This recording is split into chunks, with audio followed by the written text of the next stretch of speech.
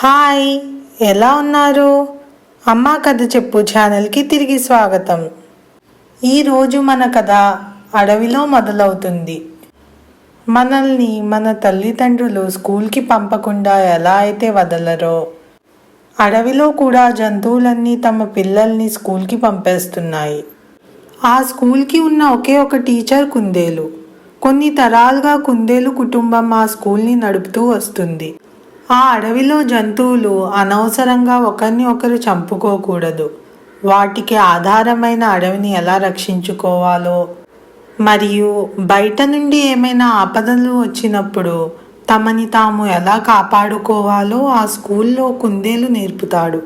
ఒకరోజు అడవికి రాజైన సింహం తన 2 పిల్లల్ని తీసుకుని ఆ స్కూల్లో చేర్చడానికి వస్తాడు. స్కూల్కి వచ్చిన సింహం గురువైన కుందేలుకు నమస్కరించి, గురువుగారు, నేను మీ నాన్నగారి దగ్గర ఇదే స్కూల్లో చదువుకుని న్యాయ పరిపాలన ఎలా చేయాలో నేర్చుకుని ఈ అడవికి రాజయ్యాను. ఇప్పుడు నా పిల్లలకి కూడా మీరు మంచి బుద్ధులు నేర్పి భవిష్యత్తులో వాళ్ళు మంచి రాజులుగా అయ్యేలా చూడాలి అని కుందేలుతో చెప్పి, తన పిల్లలకు బుద్ధిగా గురువుగారు చెప్పినట్టు చేయాలి అని చెప్పి వెళ్ళిపోతాడు. అప్పుడు కుందేలు సింహం పిల్లలను స్కూల్ లోపలికి తీసుకుని వెళ్ళి మిగిలిన జంతువుల పిల్లలతో కూర్చోపెట్టి, మీరు కూడా వాళ్ళలాగే బాగా చదువుకోవాలి అని చెబుతాడు. కానీ సింహం పిల్లలు ఎవరి మాట వినవు. రోజంతా మిగిలిన జంతువులతో ఆడుకుంటూ ఉంటాయి. కుందేలు ఏ పని చెప్పినా సగం చేసి మధ్యలోనే ఆపేసి, ఇది మాకు అర్థం కావట్లేదు అని వదిలేస్తాయి. ఇలా ప్రతి పనిని సగం సగం చేస్తాయి. కొన్ని రోజుల తర్వాత సింహం తన పిల్లలు ఎలా చదువుకుంటున్నారో చూడ్డానికి స్కూల్కి వస్తాడు. అక్కడ మిగిలిన జంతువుల పిల్లలన్నీ కుందేలు చెప్పినట్టు చేస్తూ ఉంటాయి. కానీ తన పిల్లలు మాత్రం ఒక పక్కన నిలబడి ఆడుకుంటూ ఉంటాయి.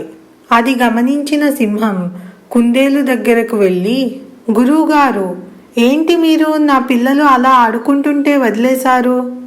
వాళ్ళు రాజు పిల్లలని గారం చేయకండి, తప్పు చేసినప్పుడు శిక్షిస్తేనే వాళ్ళకి విద్య వస్తుంది అని చెబుతాడు.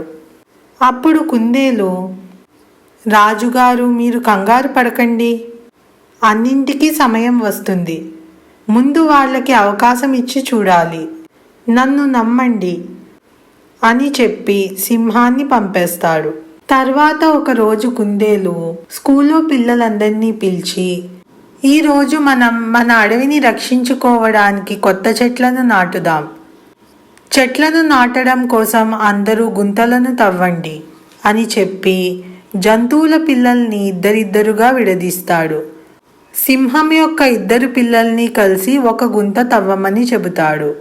వాళ్ళు గుంతని తవ్వడం మొదలు పెట్టాక కొంచెం సేపటికి, ఇక్కడ కాదు వేరొక చోట తవ్వండి అని చెప్పి వేరొక చోటు చూపిస్తాడు. ఇలా 2-3 సార్లు వాళ్లను వేరొక చోట గుంత తవ్వమని ఆపేస్తాడు. ఇలా చేసేటప్పటికి సింహం యొక్క 2 పిల్లలు అలసిపోయి, గురువుగారు, ఇలా అయితే మేమెప్పటికీ గుంతను పూర్తిగా తవ్వలేం అని చెబుతాయి. అప్పుడు కుందేలు, అలా అయితే ప్రతిసారి మీరు నేను ఏ పని చెప్పినా మాకు రావట్లేదు అని సగంలోనే ఆపేస్తున్నారు కదా.